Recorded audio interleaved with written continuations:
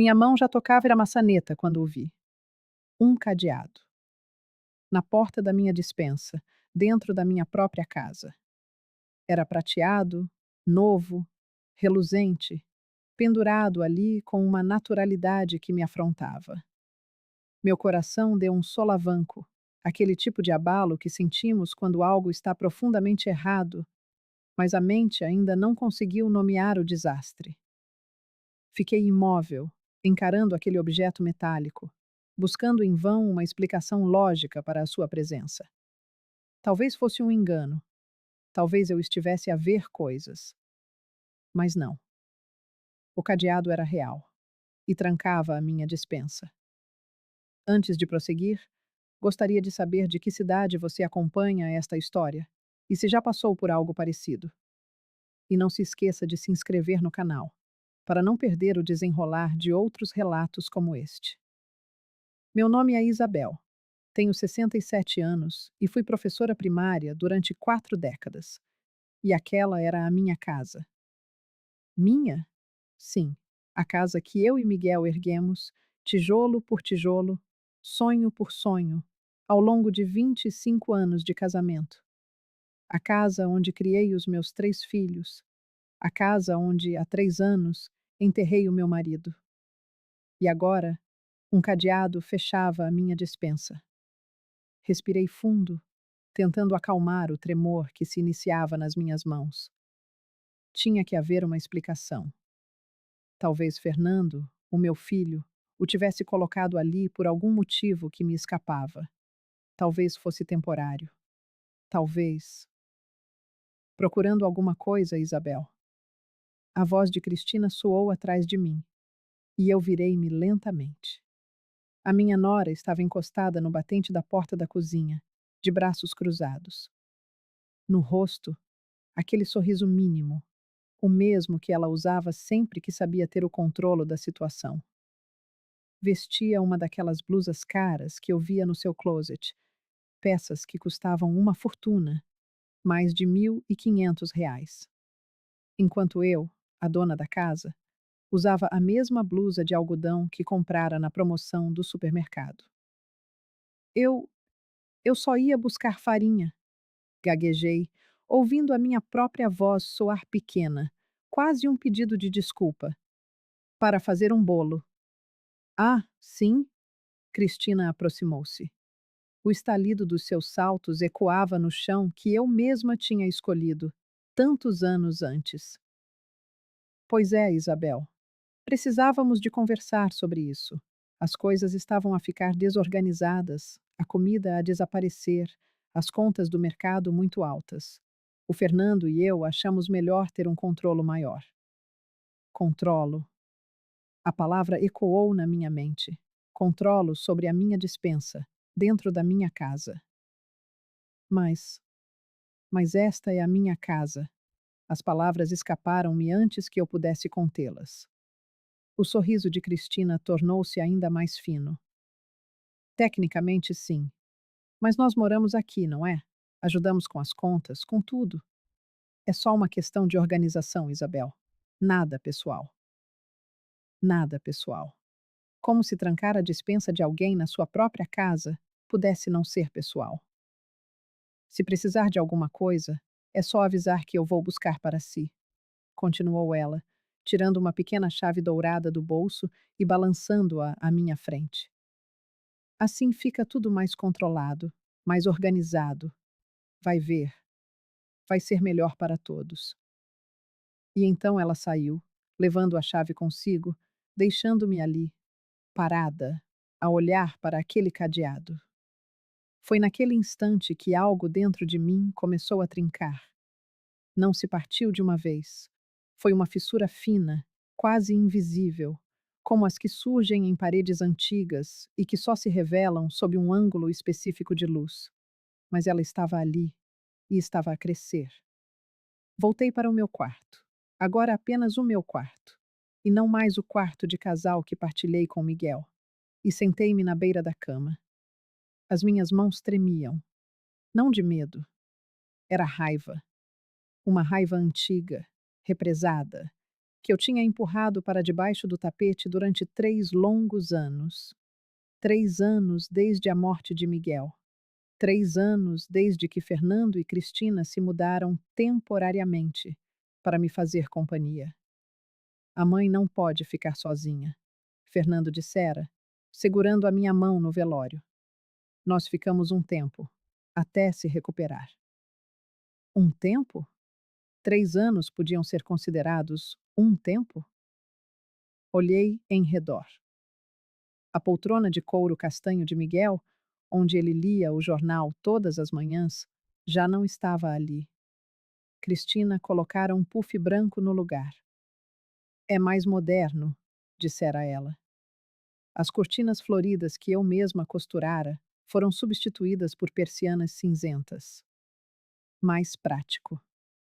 As fotografias de família que adornavam a parede da sala, eu, Miguel e os nossos 3 filhos, em diferentes fases da vida, estavam agora guardadas numa caixa. Deixam o ambiente pesado, fora a sua justificação. A minha casa estava a ser apagada, e eu tinha permitido. E você que me ouve, o que faria se um dia acordasse e percebesse que a sua própria casa já não lhe pertence? Levantei-me e fui até ao armário. Lá no fundo, sob cobertores velhos que Cristina ainda não tinha modernizado, estava uma caixa de lata azul. Dentro dela, documentos. A escritura da casa, registrada em meu nome. Apenas no meu nome.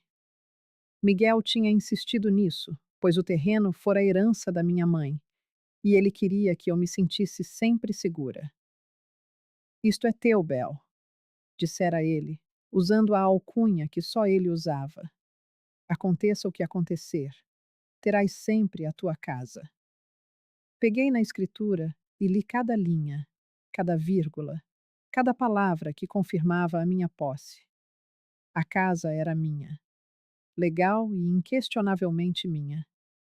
E ainda assim, eu estava trancada do lado de fora da minha despensa.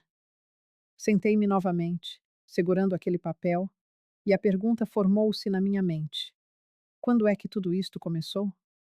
Quando deixei de ser Isabel, a dona da casa, para me tornar apenas Isabel, a velha que mora aqui? Lembrei-me do primeiro almoço de domingo depois da sua chegada. As minhas filhas, Laura e Beatriz, vieram com os maridos e os filhos, como sempre. A casa encheu-se de ruído e de vida. Cristina passou o tempo todo no quarto, a queixar-se de uma dor de cabeça. Fernando mal falou com as irmãs. No domingo seguinte, quando liguei para combinar, ele disse que seria melhor dar um tempo, que Cristina não se sentia confortável com tanta gente. Mas sempre foi assim, argumentei, confusa. A família reúne-se todos os domingos. Mãe, não seja egoísta, respondeu ele. A Cristina está a tentar adaptar-se. Egoísta. Ele chamou-me egoísta por querer ver as minhas filhas. Depois, foram as amigas. A Cleusa, minha amiga há 40 anos, que vinha tomar café todas as sextas. Cristina começou a esquecer-se de me avisar quando ela tocava a campainha, ou dizia que eu estava a dormir, ou que não me sentia bem. Até que a Cleusa deixou de vir. Depois, foi o meu grupo da igreja. Cristina precisava sempre do carro precisamente à hora dos encontros. Ou então, diziam que era melhor eu descansar. A mãe anda tão cansada. Cansada? Como se o meu cansaço não viesse precisamente do isolamento, de me sentir completamente sozinha numa casa cheia. Olhei para o relógio, 5 da tarde. O Fernando chegaria em breve. Desci e comecei a preparar o jantar com o que ainda tinha acesso. Quando ele chegou, abordei-o antes que Cristina aparecesse. Fernando, preciso de falar contigo. Ele olhou-me com a expressão exausta que se tornara permanente no seu rosto. Aos 42 anos, parecia mais velho do que o pai quando morreu. Sobre o quê, mãe? O cadeado na despensa. Ele suspirou. Um suspiro de enfado. como se eu fosse uma criança a fazer uma birra.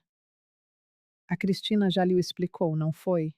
É só uma questão de organização. Organização de quê, Fernando? Esta é a minha casa. Eu não preciso de pedir permissão para entrar na minha despensa. Mãe, não exagere. Ele tirou o casaco. É só um cadeado. Não é nada pessoal. Como não é pessoal?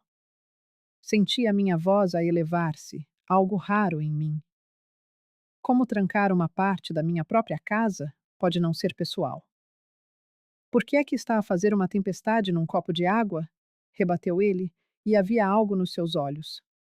Cansaço, irritação e mais alguma coisa que eu não consegui identificar. Nós moramos aqui, ajudamos com tudo, e a mãe não consegue aceitar uma simples mudança? Precisa de ser mais flexível. Flexível. Na minha própria casa. O teu pai não ia gostar disto, murmurei. A mudança no seu rosto foi imediata. O maxilar tenso, o olhar desviado. Não meta o pai nisto. Por quê? Porque sabe que ele ficaria indignado? Que ele nunca permitiria que isto acontecesse? O pai morreu, mãe.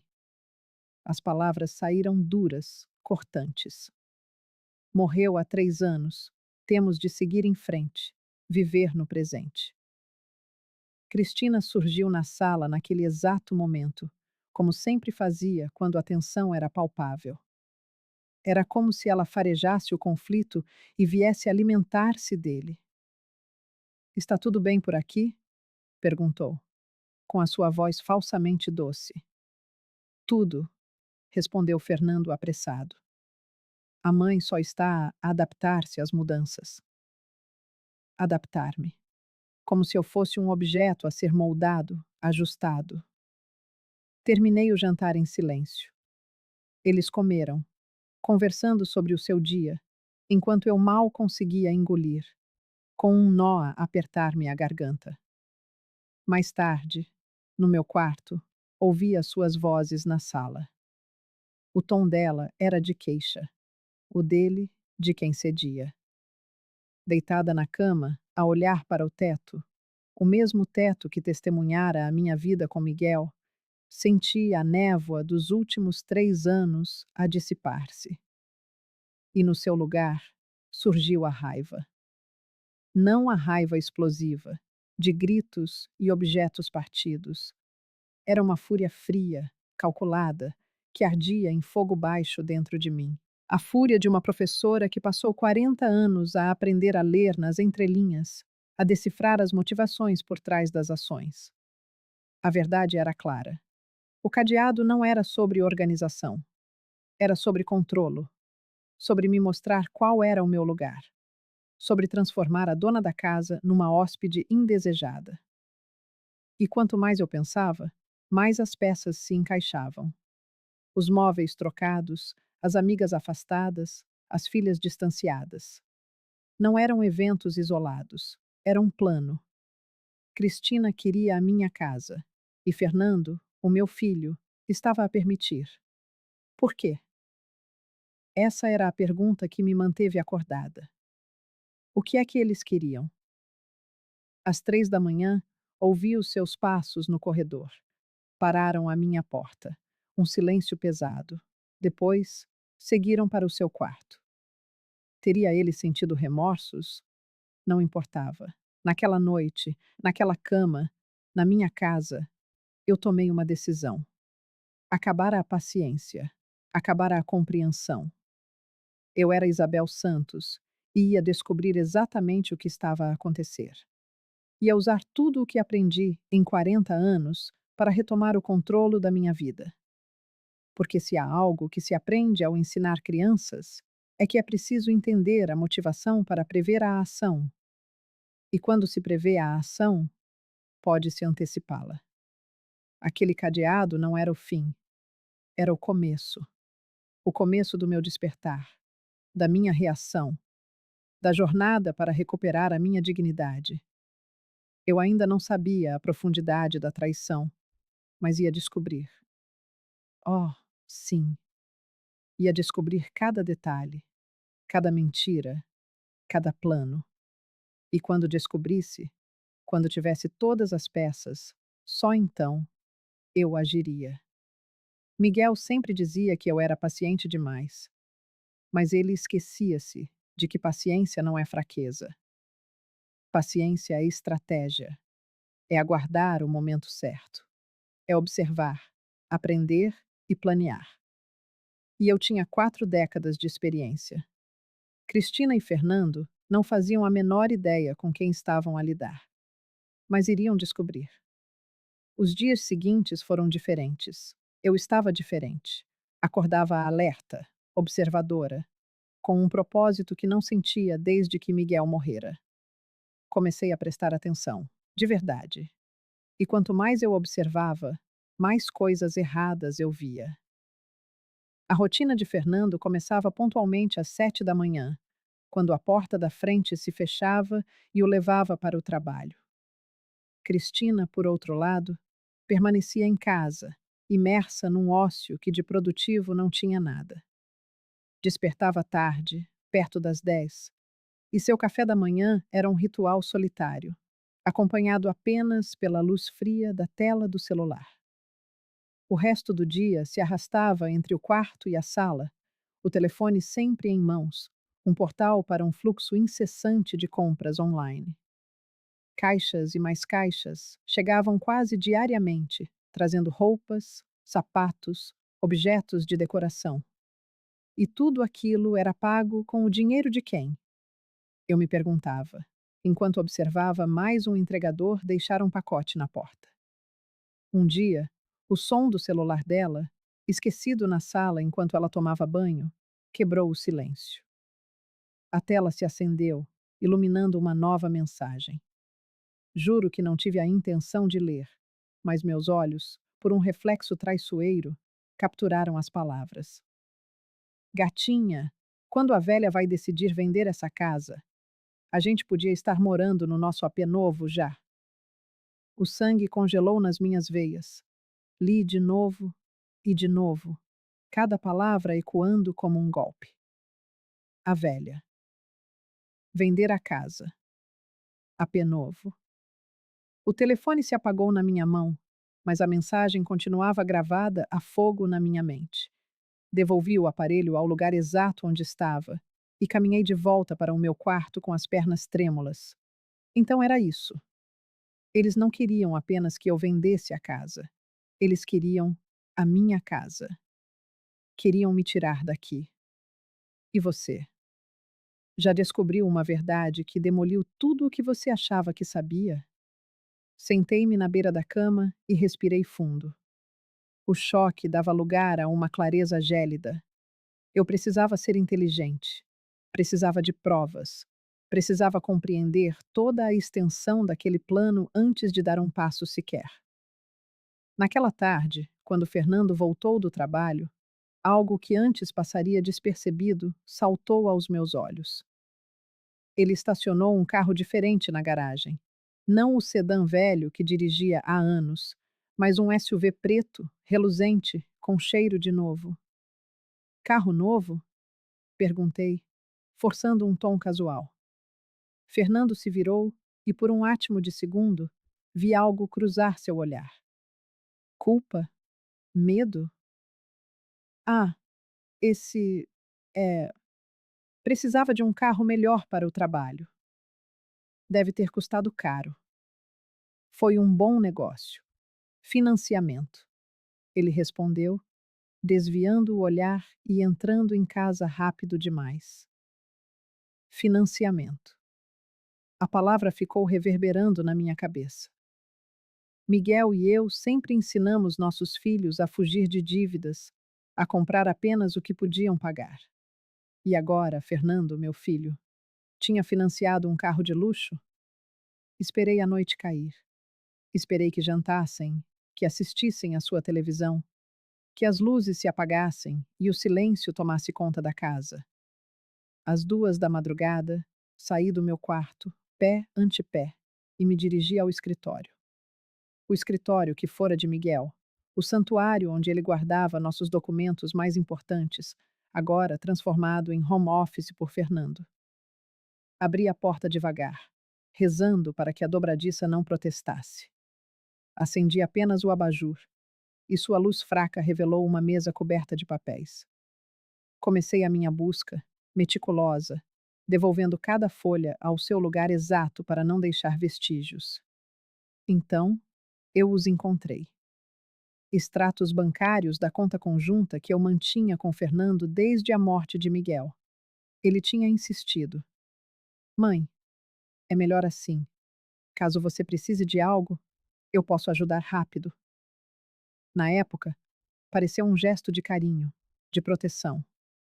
Agora, sob a luz do abajur, aqueles números revelavam a mais amarga das verdades. Havia uma transferência. Uma única, imensa, devastadora transferência. 540 mil reais. Retirados da minha poupança. A poupança que Miguel e eu construímos ao longo de 40 anos de trabalho, economizando cada centavo, e depositados na conta de Fernando. Minhas mãos tremeram, segurando aquele papel como se ele queimasse. 540 mil reais. Quando? Por quê? Continuei a procurar, o coração martelando contra as costelas, e encontrei. Um contrato de compra e venda de um veículo, o SUV preto. Valor: 535 mil reais. Comprado à vista, com o meu dinheiro. Tive que me apoiar na mesa para não desabar. Minha respiração ficou curta, e o som do meu coração parecia tão alto que temi que os acordasse. Fernando havia roubado mais de R$ 500.000 da minha conta para comprar um carro, sem me consultar, sem me avisar. Ele simplesmente pegou. E a história do financiamento. Uma mentira deslavada. Com o celular, fotografei tudo. Cada extrato, cada documento, cada prova irrefutável. Minhas mãos tremiam tanto que algumas imagens saíram borradas, mas a maioria estava nítida. Voltei para o meu quarto e, pela primeira vez em 3 anos, chorei. Não de tristeza, mas de uma raiva incandescente, de uma traição que rasgava a alma. Chorei a dor profunda de descobrir que o filho que embalei no colo, que consolei em noites de pesadelo, havia me roubado. Sim, roubado.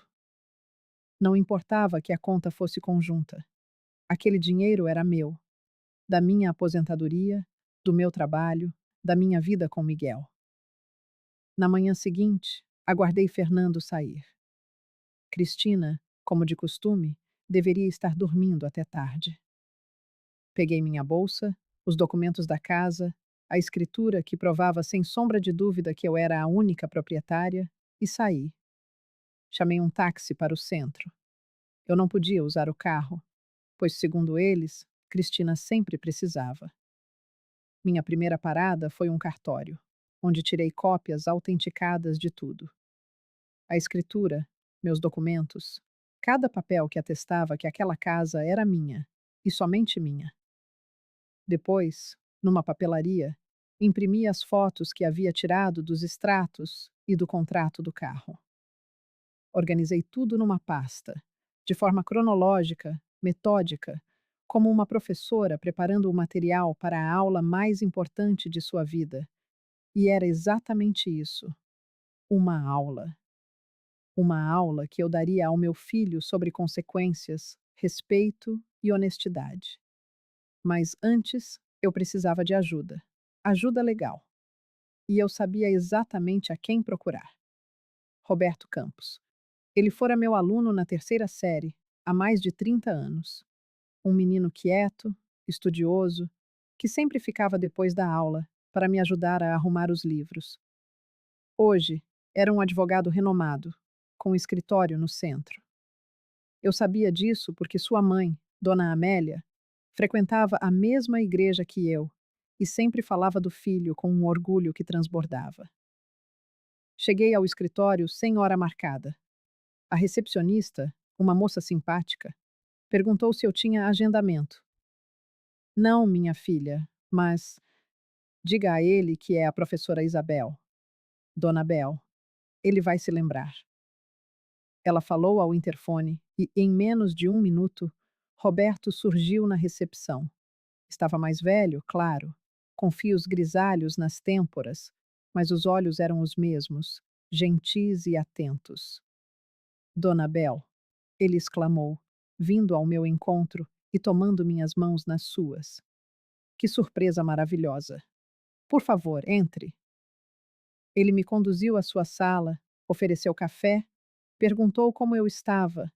Eu disse que estava bem, mas minha voz me traiu, e ele percebeu no mesmo instante. O que aconteceu, Dona Bel? E então eu contei. Contei tudo. O cadeado na despensa, as mudanças sutis na casa, o isolamento progressivo das minhas filhas e amigas, o dinheiro desaparecido, o carro comprado às escondidas. Mostrei os documentos, as fotos, as provas. A cada palavra, o rosto de Roberto se tornava mais sério. Quando terminei, ele permaneceu em silêncio por um longo momento, os olhos fixos nos papéis espalhados sobre a mesa. Dona Bel, ele disse por fim, a voz pesada. Isso que a senhora está me descrevendo. Isso é abuso. Abuso financeiro, abuso emocional, isolamento. É muito sério. Ouvir a palavra abuso da boca dele foi como um soco no estômago. Eu sabia, no fundo, mas ter aquilo nomeado por alguém que entendia das leis tornou tudo mais real, mais grave. E tem mais uma coisa, continuei, a voz ganhando uma firmeza que me surpreendeu. Ontem, eu vi uma mensagem no celular da minha nora. Ela falava com alguém sobre quando eu finalmente venderia a casa, que eles queriam um apartamento novo. Roberto fechou os olhos por um segundo. Eles estão tentando forçar a senhora a vender. É isso. Ele pegou a escritura, leu-a com atenção. Mas a casa está inteiramente no seu nome. Eles não podem obrigá-la a nada. Legalmente, a senhora tem todos os direitos. Mas Fernando é meu filho. A conta era conjunta. Ele tinha acesso. Acesso não significa direito de uso sem consentimento, Dona Bel. A senhora autorizou essa transferência? Não. Eu nem sabia que tinha acontecido. Roberto fazia anotações, a expressão cada vez mais sombria. Isso pode ser caracterizado como apropriação indébita. É crime. A senhora quer processar o seu filho? A pergunta me atingiu em cheio. Processar? Fernando? Meu filho? A ideia me causou náuseas. Mas então eu me lembrei. Lembrei do cadeado, das mentiras, do dinheiro roubado, da maneira como ele me tratava, com aquela irritação constante, aquele desprezo mal disfarçado. Eu não sei, admiti. Eu só. Eu só quero a minha vida de volta. Minha casa. Minha dignidade. Roberto assentiu, compreensivo. Então, faremos o seguinte: vamos documentar absolutamente tudo. Cada conversa, cada gasto, cada comportamento. A senhora tem como gravar as conversas? Gravar? Sim, com o celular. Quando eles falarem com a senhora, quando discutirem sobre a casa, sobre dinheiro, grave, sem que eles saibam. É perfeitamente legal gravar conversas das quais a senhora participa. Aquilo nunca havia me passado pela cabeça. Gravar meu próprio filho, minha nora, parecia errado. Mas o que era mais errado? Isso ou roubar a própria mãe? Trancá-la para fora da despensa de sua própria casa? Eu vou fazer, afirmei, surpreendendo a mim mesma com a minha resolução. Ótimo. E a senhora precisa abrir uma nova conta bancária, só no seu nome, e transferir para lá, imediatamente, todo o dinheiro que ainda resta na conta conjunta. Mas Fernando vai saber, vai perguntar. E a senhora vai dizer que está organizando suas finanças, que decidiu ter uma conta própria. A senhora não precisa da autorização dele para nada, Dona Bel. O dinheiro é seu. Era verdade. Meu dinheiro, meu suor. Minhas economias de 40 anos. Saí do escritório de Roberto 2 horas depois, não mais como uma vítima, mas com um plano. Um roteiro claro, passo a passo, para retomar o controle da minha vida. Ele não me cobrou pela consulta. A senhora foi a melhor professora que eu já tive, ele disse. Isso não tem preço. No táxi, a caminho de casa, minha mente trabalhava a todo vapor. Eu precisava ser astuta, cuidadosa. Não podia deixar transparecer que sabia de tudo. Precisava agir com normalidade enquanto reunia cada fragmento de prova. Quando cheguei, Cristina estava na sala, largada no sofá, que era meu, assistindo à televisão, que eu comprei. Onde você estava? Ela perguntou, sem desviar os olhos da tela. Resolvi dar uma volta. Fazia tempo que não saía. Hum, foi toda a resposta que recebi. Fui para o meu quarto e procurei meu celular antigo, aquele que eu usava antes de Cristina gentilmente me dar um novo, alegando que o meu estava obsoleto. Coloquei-o para carregar. Eu precisaria dele. Naquela noite, durante o jantar, eu ouvi. Realmente ouvi cada palavra, cada tom, cada pausa. Fernando, amor, eu vi um apartamento lindo hoje, disse Cristina, enquanto passava manteiga no pão. 3 suítes, varanda gourmet, área de lazer completa. A nossa cara. Cristina, já conversamos sobre isso. Mas eu não aguento mais, sabe? Morar aqui. Ela olhou ao redor com uma expressão de desdém que agora eu reconhecia tão bem. É tudo tão velho, tão fora de moda. E sua mãe não deixa a gente mudar nada. A casa é dela, disse Fernando, mas sem convicção alguma. É dela, hoje. Mas um dia vai ser nossa, né? Quer dizer, você é o filho homem, o mais velho. Faz todo o sentido. Ela ergueu a taça de vinho, um vinho que estava na minha adega. A gente só precisa acelerar as coisas. Como assim acelerar? A voz de Fernando era cautelosa. Convencê-la a vender logo. Dividir o dinheiro com suas irmãs. A gente fica com a nossa parte e compra o nosso lugar. Eu estava ali, a menos de 2 metros, comendo meu arroz com feijão, e eles falavam de mim como se eu fosse invisível. Um obstáculo a ser removido. Fernando me olhou. Nossos olhos se encontraram, e naquele instante eu vi tudo. A vergonha, a culpa, mas acima de tudo, a fraqueza. Ele sabia que era errado, mas não faria nada para me defender. Não diria a Cristina para parar. O silêncio dele era a pior das traições. Não era apenas cumplicidade, era covardia. A mãe está cansada, ele disse a ela, desviando o olhar de mim. A gente fala disso depois. Cansada. Eu estava ali, presente, e ele se referia a mim na terceira pessoa, como se eu não pudesse ouvir, como se eu não importasse. Terminei de comer em silêncio e me levantei. Com licença. Fui para o meu quarto, fechei a porta e, pela primeira vez, ativei o aplicativo de gravação no celular antigo.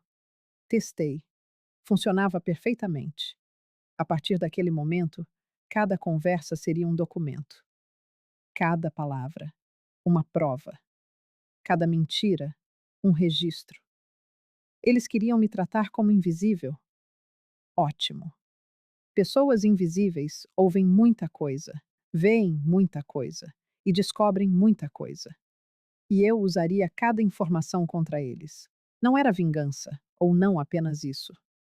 Era justiça, era autopreservação. Era sobre garantir que eu não seria expulsa da minha própria casa, da minha própria vida. Deitei-me na cama, segurando o celular velho como se fosse uma arma. E, de certa forma, era. Uma arma de defesa contra os predadores que moravam sob o meu teto. Pensei em Miguel. Ele ficaria furioso. Teria expulsado Fernando no mesmo dia. Mas Miguel não estava aqui. Eu teria que fazer isso sozinha. Não, não sozinha. Eu tinha Roberto. Tinha a lei ao meu lado. E tinha as provas. Acima de tudo, eu tinha a escritura da casa, o papel que provava, inquestionavelmente, que aquela casa era minha. Gentileza não é fraqueza.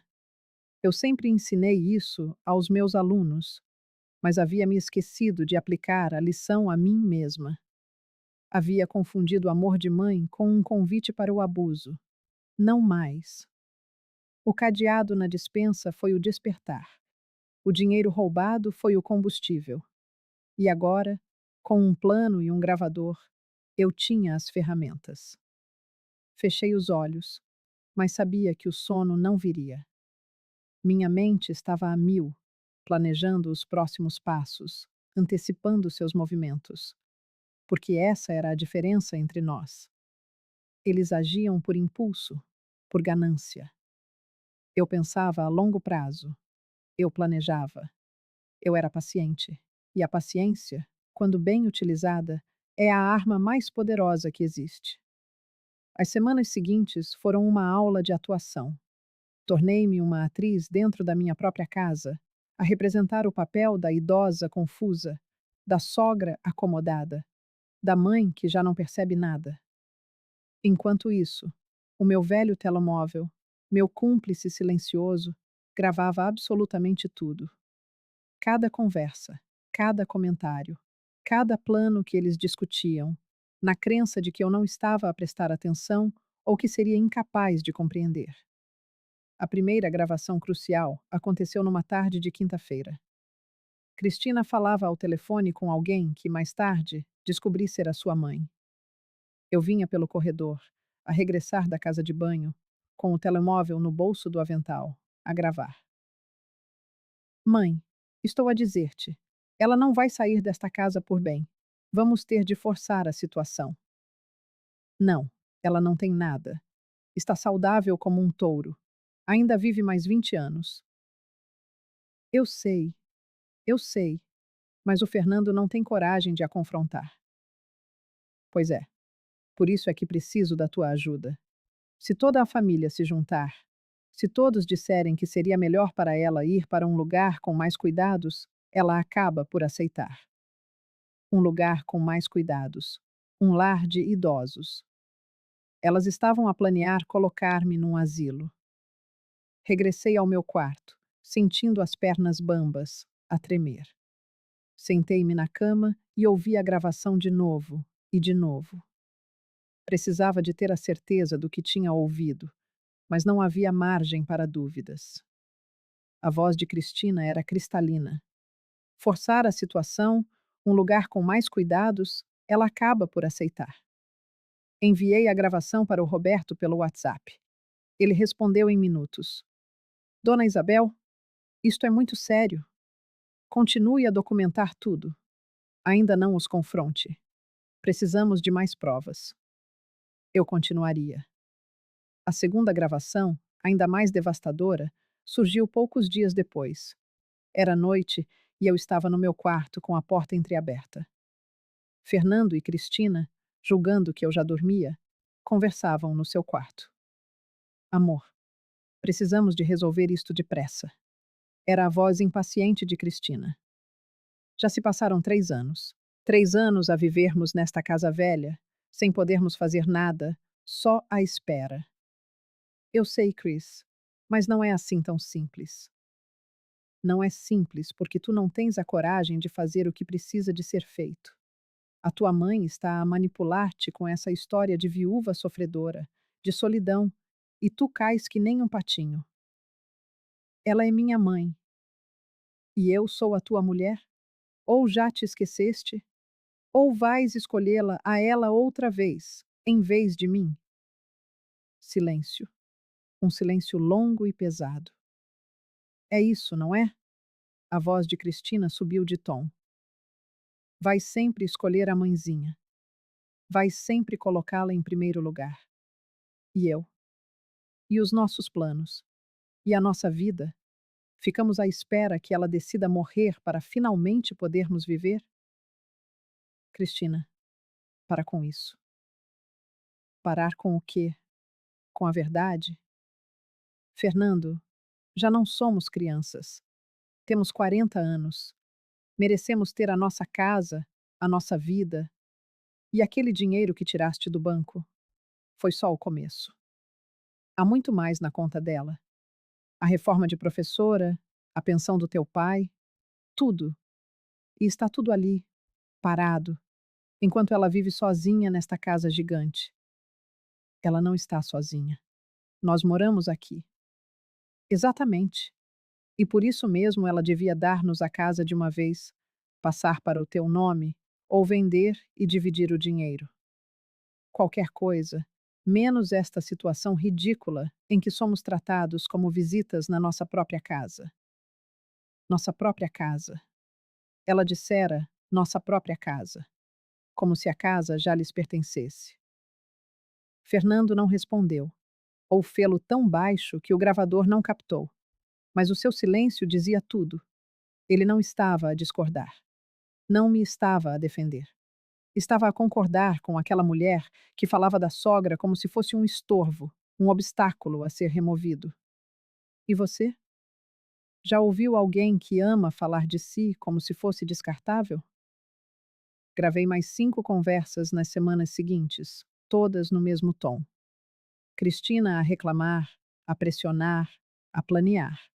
Fernando a ceder, a concordar, a trair. Mas a pior de todas foi na sua festa de aniversário. Fernando fez 43 anos no início de março. Cristina organizou uma festa aqui em casa, na minha casa, e convidou toda a sua família. Pais, irmãos, primos. Não convidou as minhas filhas. Vai ser uma coisa pequena, íntima, disse ela. Íntima, com 20 pessoas da família dela e 0 da minha. Permaneci no meu quarto durante a maior parte da festa.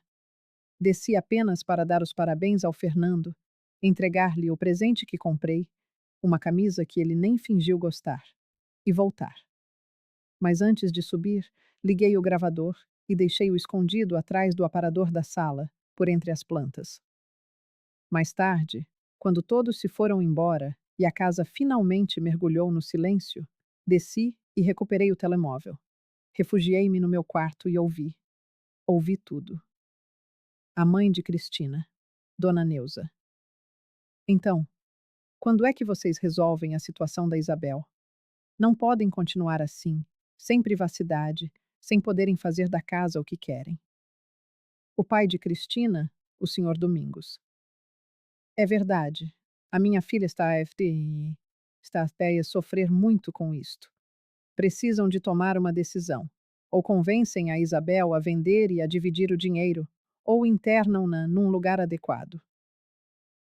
Em internar, ele disse internar, como quem fala de consertar um carro avariado. E a irmã de Cristina, Luciana. Olhem, existem clínicas de repouso muito boas. A minha tia esteve numa e adorou. A Isabel teria companhia, atividades, cuidados, seria muito mais feliz. O problema é convencê-la. Era Cristina agora. Ela é teimosa, acha que ainda é jovem, que não precisa de ajuda.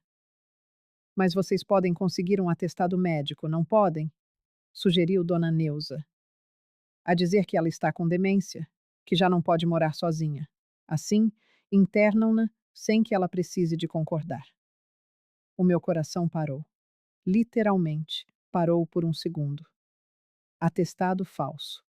Internamento forçado. Eles estavam a planear tirar-me da minha casa à força, usando uma mentira médica. Eu não sei se isso é possível. Era a voz hesitante de Fernando. Claro que é, respondeu o senhor Domingos. Conheço um médico que pode ajudar. Só precisa de 2 assinaturas de parentes próximos. Tu assinas, as tuas irmãs assinam e pronto. As minhas irmãs nunca vão concordar com isso. Então não lhes contes, disse Cristina, simplesmente. Faz primeiro, contas depois. Quando o fato estiver consumado, elas não terão outra escolha senão aceitar. Houve um silêncio. E então, a voz de Fernando, baixa, quase inaudível. Vou pensar nisso. Ele ia pensar. Não disse não. Não disse que era um absurdo, um crime, algo desumano. Disse que ia pensar. Desliguei o telemóvel e fiquei sentada na cama, na escuridão do meu quarto, a tentar respirar, a tentar processar o ponto a que tínhamos chegado. O meu filho estava a ponderar internar-me à força num asilo, com um atestado falso de demência, para ficar com a minha casa e o meu dinheiro, para se livrar de mim. Chorei naquela noite. Chorei até não ter mais lágrimas. Chorei a morte do filho que eu julgava conhecer. A morte da ilusão de que família significa lealdade, amor e proteção. Mas quando o sol nasceu, quando a luz inundou o meu quarto, as lágrimas tinham secado. E no lugar delas havia algo mais forte, mais frio, mais determinado. Resolução. Enviei a gravação para o Roberto. A sua resposta foi imediata. Dona Isabel, isto é tentativa de fraude e cárcere privado. É um crime gravíssimo. A senhora está em perigo. Precisamos de agir depressa. Mas eu não queria agir depressa. Queria agir da forma correta. Queria ter todas as cartas na mão antes de mostrar o meu jogo. Passei os dias seguintes a observar o Fernando e a Cristina com um novo olhar. Já não eram o meu filho e a minha nora. Eram adversários, pessoas que estavam ativamente a tentar destruir-me. E os adversários devem ser combatidos com inteligência, não com emoção. Uma semana depois da festa, fiz algo que nunca tinha feito. Escrevi uma carta. Uma carta para a Cristina. Não uma carta agressiva, nem uma acusação direta, mas uma missiva cuidadosamente construída para semear o medo, para lhe mostrar para lhe mostrar que eu já não era a idosa passiva que ela julgava. Cristina, escrevi à mão, com a minha caligrafia de professora, clara e firme. Tenho notado mudanças na dinâmica da nossa casa nos últimos tempos. Sei que conviver com uma sogra não é fácil e agradeço a sua paciência. No entanto, gostaria de esclarecer alguns pontos importantes. Esta casa está registrada inteiramente em meu nome, conforme documentação em cartório que possuo e que está devidamente guardada em lugar seguro. Qualquer decisão sobre esta propriedade cabe exclusivamente a mim. Além disso, tenho acompanhado atentamente as minhas finanças e notei algumas movimentações que merecem esclarecimento. Espero que possamos conversar sobre isto em breve, com transparência e honestidade. Atenciosamente, Isabel. Deixei a carta no quarto deles, em cima da cômoda, onde Cristina não poderia deixar de a ver. A reação foi imediata. Naquela noite, ouvi uma discussão acesa vinda do quarto. Cristina estava histérica. Ela sabe. A velha sabe de alguma coisa. Esta carta não é inocente, Fernando. Ela está a ameaçar-nos. Estás a exagerar. É só uma carta. Só uma carta? Ela mencionou a casa, o dinheiro, os documentos. Ela sabe. Como é que ela descobriu? Descobriu o quê? Nós não fizemos nada. Tu tiraste mais de meio milhão da conta dela para comprar um carro. Achas que isso não é nada? A conta era conjunta. Eu tinha direito. Tinhas direito. Fernando, tu és idiota. Se ela provar que tiraste o dinheiro sem autorização, isso é roubo. Pode ser preso. Silêncio. Um silêncio longo, durante o qual imaginei o rosto de Fernando a empalidecer, a compreender finalmente a gravidade do que tinha feito.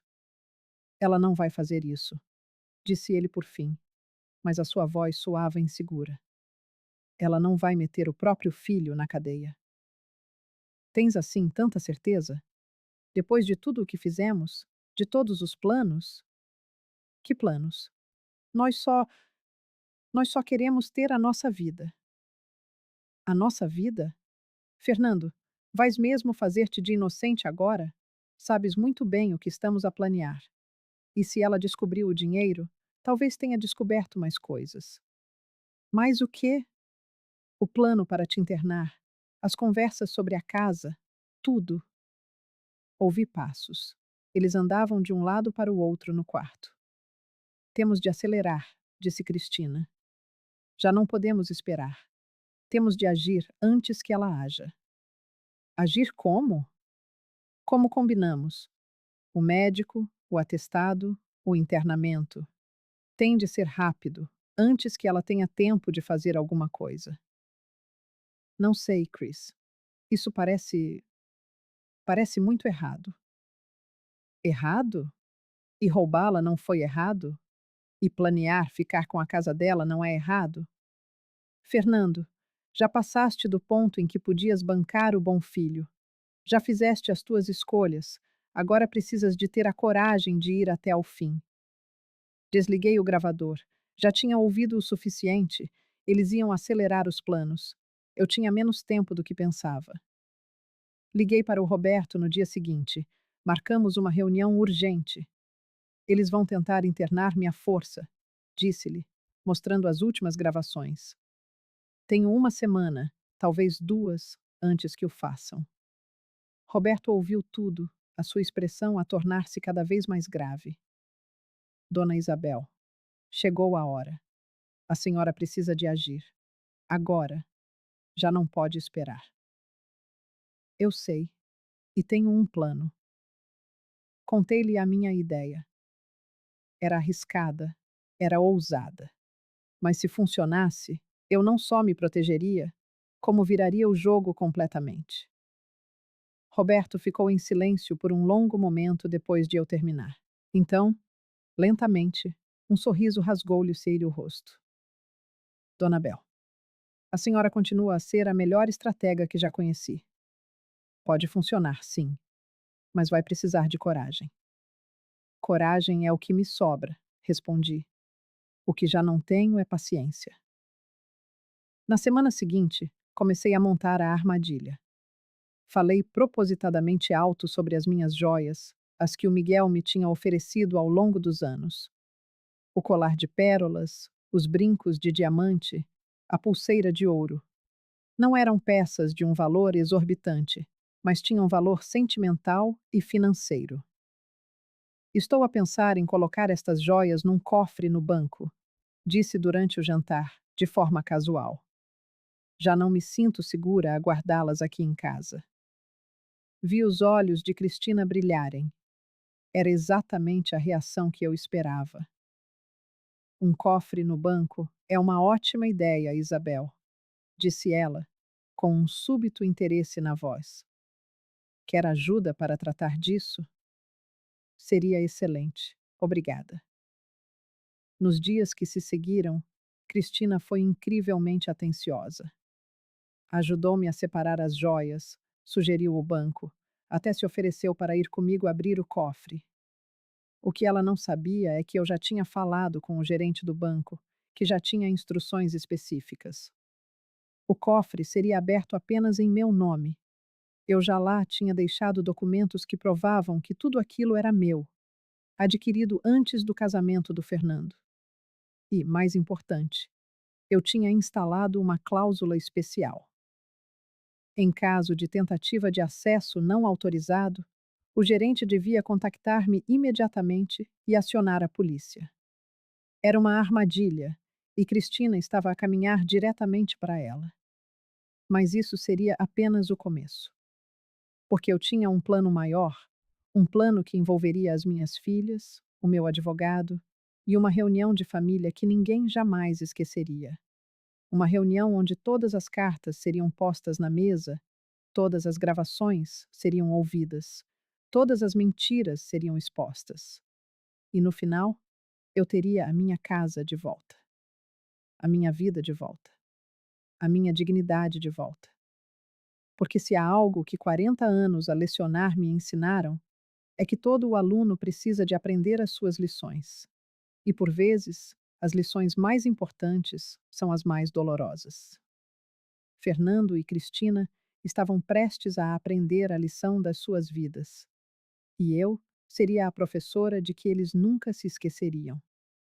A convocatória para a reunião de família foi enviada numa segunda-feira. Liguei a Laura e a Beatriz, as minhas filhas, e expliquei-lhes tudo, cada detalhe, cada gravação, cada traição. Elas choraram, ficaram em choque. Não conseguiam acreditar que o irmão fosse capaz de tal coisa. Mãe, por que é que não nos contaste antes? Perguntou a Laura, com a voz embargada. Porque precisava de ter a certeza, precisava de provas, e precisava de fazer isto da maneira certa. Estaremos aí no sábado, garantiu ela, e levamos os nossos maridos. Não vais enfrentar isto sozinha. Mas eu já não estava sozinha. Eu não estava sozinha. Tinha ao meu lado Roberto, o meu advogado. Tinha as minhas filhas e, acima de tudo, tinha a verdade e a lei a meu favor. Marquei a reunião para as 10 da manhã de sábado. Avisei Fernando e Cristina de que seria um encontro importante, que precisávamos resolver alguns assuntos de família. Eles presumiram, é claro, que era sobre a minha rendição, o meu consentimento final para vender a casa.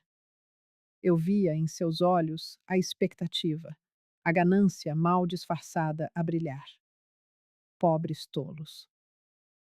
Na noite de sexta-feira, Roberto veio à minha casa, acompanhado por um tabelião. Alteramos o meu testamento. Fernando, que antes herdaria tudo em pé de igualdade com as irmãs, foi completamente excluído.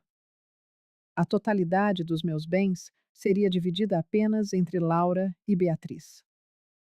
A senhora tem a certeza? Perguntou o tabelião, o seu olhar carregado de uma preocupação genuína.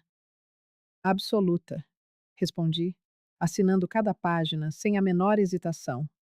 O meu filho fez as suas escolhas.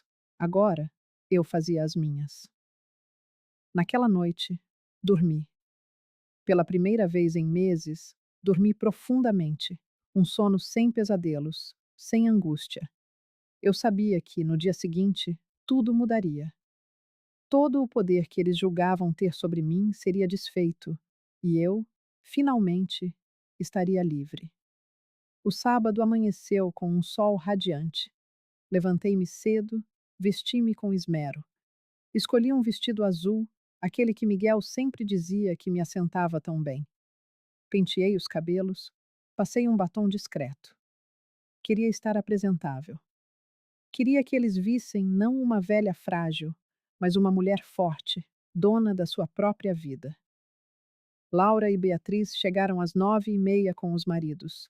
Abraçaram-me com força, chorando, pedindo desculpa por não terem percebido o que se passava. Não foi culpa vossa, consolei, secando-lhes as lágrimas. A Cristina foi exímia em afastar-vos, mas agora estão aqui, e é isso que importa. Roberto chegou às 9h45, pontual como sempre, com o tabelião e uma pasta volumosa, repleta de documentos. Todas as evidências, todas as provas. Tudo organizado, etiquetado, pronto para a batalha. Às 10 em ponto, Fernando e Cristina desceram para a sala. Estacaram a entrada, a surpresa a desenhar-se em seus rostos ao verem a assembleia reunida. Laura, Beatriz, os maridos, Roberto, o tabelião e eu, sentada na poltrona que fora de Miguel, a mesma poltrona que Cristina mandara remover e que as minhas filhas tinham trazido de volta na noite anterior. O que é isto? Perguntou Fernando, a voz já na defensiva. Uma reunião de família, respondi. a minha voz calma, mas firme como aço. Sentem-se, por favor. Cristina lançou um olhar a Fernando. Ela sabia. De alguma forma, ela sentia que algo estava terrivelmente errado, mas era tarde demais para fugir. Sentaram-se no sofá, os corpos rígidos, a tensão a pairar sobre eles como uma nuvem de tempestade. Obrigada a todos por terem vindo, comecei. Sei que isto é invulgar, mas esta conversa precisava de acontecer. E precisava de testemunhas. Olhei para o tabelião, que anuiu com um gesto discreto. Mãe, o que se está a passar? Insistiu Fernando. O que se está a passar, Fernando? É que eu finalmente acordei. Acordei de 3 anos de luto, de um nevoeiro de dor que me permitiu deixar que as coisas simplesmente acontecessem à minha volta. E quando acordei, descobri coisas muito interessantes. Peguei na primeira pasta que Roberto me estendeu. Por exemplo, descobri que retiraste 540 mil reais da nossa conta conjunta, sem a minha autorização ou conhecimento. Vi a cor drenar-se do rosto dele. Mãe, eu posso explicar. Podes. Então explica. Explica como pegaste no dinheiro da reforma que eu e o teu pai juntamos durante 40 anos de trabalho e o usaste para comprar um carro de luxo. Explica como mentiste, dizendo que era um financiamento. Eu. Eu ia contar-te. Quando? Quando é que ias contar-me, Fernando? Já faz 6 meses que compraste esse carro. Cristina agarrou-lhe a mão. Não. Isabel, estás a fazer um escândalo por nada. A conta era conjunta. O Fernando tinha todo o direito. Direito? A voz de Laura cortou o ar afiada. Direito de roubar a própria mãe? Ninguém roubou nada. Cristina levantou-se agressiva. Vocês não entendem nada. Não moram aqui. Não viram como é difícil. Difícil? Beatriz também se ergueu. Difícil é descobrir que nos afastaste da nossa própria mãe, que cancelaste os almoços de domingo, que inventavas desculpas, que nos isolaste de propósito. Eu não isolei ninguém. Vocês é que não vinham. Porque tu não deixavas, disse eu, a minha voz a subir de tom pela primeira vez. Porque me querias sozinha, vulnerável, sem ninguém para ver o que estavas a fazer comigo. Peguei no meu telemóvel. Mas sabes o que é curioso, Cristina? Pessoas isoladas tornam-se muito quietas. E pessoas quietas ouvem muitas coisas. Carreguei no play. A voz de Cristina encheu a sala. Ela não vai sair desta casa por bem. A gente vai ter que forçar a barra. Não, ela não tem nada. Está saudável que nem um touro. Vai viver mais 20 anos. O rosto de Cristina tornou-se uma máscara pálida de choque. Isso é ilegal. Não pode gravar-me sem a minha permissão. Na verdade, interveio Roberto pela primeira vez, a sua voz profissional, fria como gelo. Ela pode. É perfeitamente legal gravar conversas das quais se participa ou que ocorrem na sua própria casa. E a dona Isabel participou, ainda que vocês não soubessem, de todas estas conversas. Continuei a passar as gravações, uma a uma. Cristina a falar sobre colocar-me num lar. Ela e Fernando a discutir como acelerar os planos. E então, a pior de todas, a gravação da festa de aniversário. A voz do pai de Cristina. Vocês podem conseguir um atestado médico, não é? A dizer que ela está com demência, que não pode mais morar sozinha. A voz de Fernando. Vou pensar nisso. O silêncio na sala era absoluto, pesado. Laura e Beatriz olhavam para Fernando como se vissem um estranho. Os maridos delas tinham expressões de choque e repulsa. Fernando mantinha a cabeça baixa, as mãos a tremer descontroladamente. Ias internar-me à força, disse eu, a voz a quebrar ligeiramente. O meu próprio filho. Ias usar um atestado falso, trancar-me num lugar contra a minha vontade, só para ficares com a minha casa. Mãe, eu não ia fazer isso. Eu só disse que ia pensar.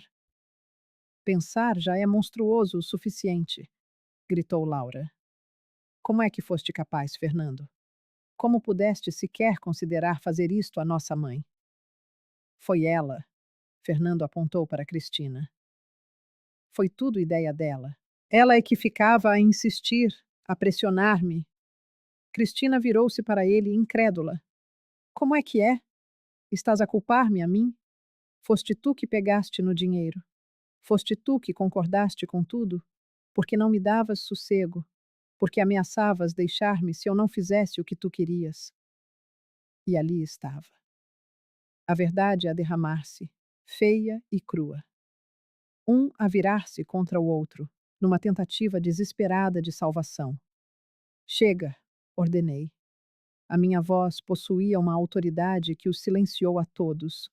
Chega de discussões, chega de mentiras. Agora vão ouvir o que vai acontecer. Peguei noutro documento da pasta de Roberto. Ontem à noite, alterei o meu testamento. Fernando, foste completamente excluído. Não vais herdar um cêntimo, nem um tijolo desta casa. Tudo será para a Laura e para a Beatriz. Fernando abriu a boca, mas nenhum som saiu. Além disso, continuei, tem 30 dias para sair da minha casa. Tu e a Cristina. 30 dias para encontrarem um lugar e desaparecerem. Mãe, não. Fernando finalmente encontrou a voz. Por favor, não faças isso. Eu. Eu errei. Eu sei que errei, mas. Mas o que, Fernando? Mas és meu filho, e por isso devo perdoar. Devo esquecer que me roubaste? Que planeaste prender-me num asilo? Que transformaste a minha vida num inferno durante 3 anos? Lágrimas começaram a escorrer pelo seu rosto. Eu sinto muito mesmo. Fui fraco. Deixei que ela me manipulasse. Eu a manipular-te? Cristina levantou-se novamente, furiosa. Tu és patético. Sempre foste. Sempre precisaste da mãezinha para resolver tudo. Sempre foste um fraco, um cobarde. Então vai-te embora, gritou ele de volta. Vai-te embora e deixa-me em paz. Ah, eu vou. Podes ter a certeza de que vou. Mas não sem o que é meu por direito. A senhora não tem direito a nada nesta casa, declarou Roberto, a sua voz cortante. Esta casa está registrada exclusivamente em nome da dona Isabel. O dinheiro é dela. Tudo é dela. A senhora não tem qualquer direito legal a absolutamente nada. Cristina olhou para mim com um ódio puro. É uma velha amarga que não consegue aceitar que o seu tempo acabou. Devia mesmo estar num lar, longe, a deixar as pessoas viverem as suas vidas. Cristina, cala a boca! Gritou Fernando. Mas as suas palavras não me atingiram. Olhei-a com calma. Tem razão numa coisa. O meu tempo de ser passiva, de ser manipulada, de ser tratada como um estorvo, esse tempo, de facto, acabou. Mas o meu tempo de viver na minha própria casa, à minha maneira, com a minha dignidade, esse tempo está apenas a começar. Voltei-me para Fernando. 30 dias. No primeiro dia do próximo mês, quero-vos fora daqui. Se não saírem por bem, usarei estas gravações, estes documentos, e vou processar-vos por tudo. Fraude, apropriação indevida, tentativa de cárcere privado. Será um processo público, Fernando. Toda a gente vai saber o que fizeste. Mãe, a sua voz era um sussurro desesperado. 30 dias, repeti, implacável. Cristina pegou na sua mala e saiu da sala a passos duros. Fernando ficou sentado, a chorar, a tremer. Fernando, disse eu, a voz mais suave agora.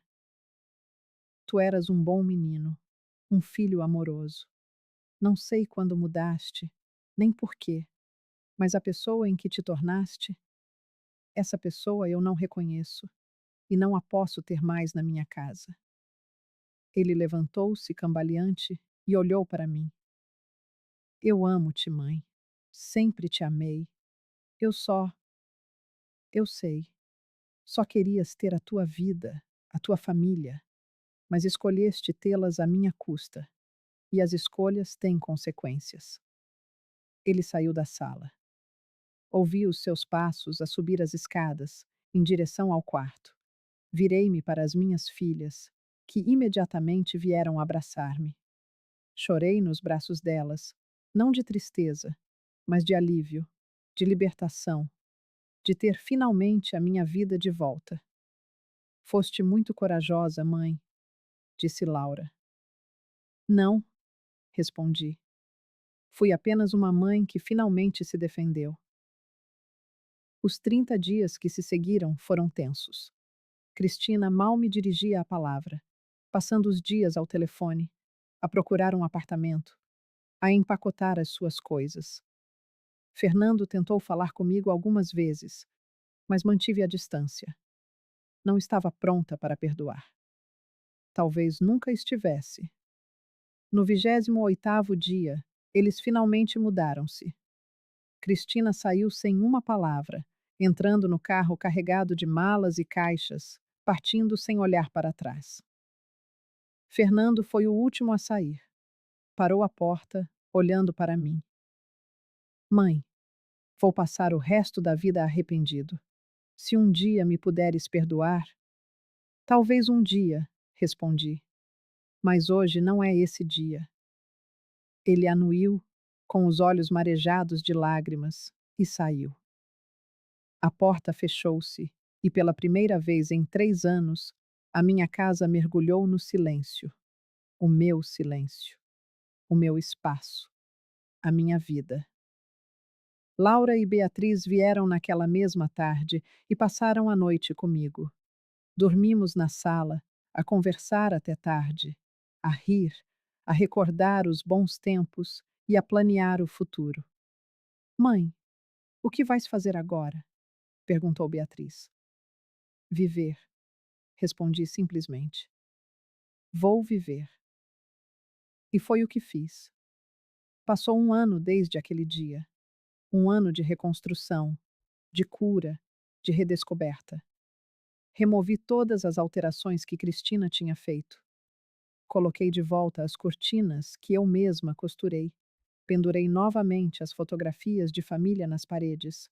Trouxe a poltrona de Miguel de volta ao seu lugar. Não para viver no passado, mas para honrar a memória, enquanto construo o meu futuro. Voltei a ter almoços de domingo. Laura, Beatriz, os maridos, os meus netos. A casa enche-se de risos, de barulho, de vida, exatamente como sempre deveria ter sido. A Cleusa voltou para o nosso café de sexta-feira. Retomei as atividades no grupo da igreja. Inscrevi-me em aulas de pintura, algo que sempre quis fazer. Fernando tentou o contato algumas vezes, mensagens a pedir para conversarmos. Respondi, educadamente, que ainda não estava pronta. E era a verdade. Talvez um dia esteja. Talvez um dia possamos reconstruir algum tipo de relação baseada em respeito e limites muito claros. Mas não hoje. Hoje, ainda estou a curar-me. A casa é minha novamente, não apenas legalmente, mas emocionalmente. Cada canto, cada móvel, cada memória é o meu santuário. Aprendi uma lição importante em todo este processo. Aprendi que gentileza não é fraqueza, que amor não significa aceitar o abuso, que a verdadeira família não te faz sentir invisível na tua própria casa. Aprendi que nunca é tarde para nos defendermos, para dizermos não, para retomarmos o controlo da nossa própria vida.